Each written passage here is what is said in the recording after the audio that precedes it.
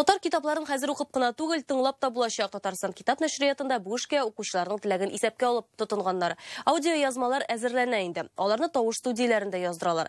Абдрахман Абсалямовның Гөлшахидәсе кем тавышы белән сөйләячәк, Чулпан Касыймова белә.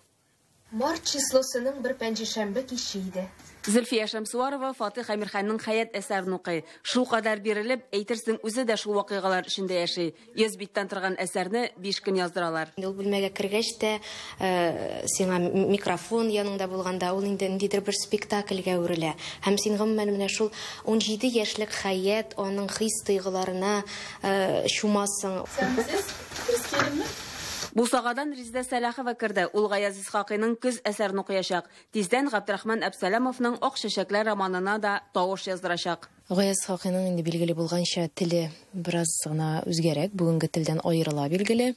Берникадәр авыр сүзләр бар, шуңа күрә аннан соң инде бу классик әсәр булгач, классик язучы булгач, монда инде бик зур җаваплылык тоям мин. Редактор да янәшәдә генә ул әсәрнең дөрес укылышын һәм басым куелышын тикшереп бара.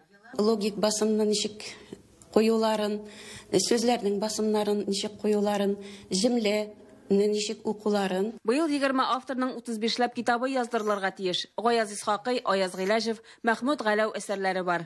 Ел узагына кадәр безнең алай берсә 140ка якын сәгать аудио китап яздыру планлаштырылган.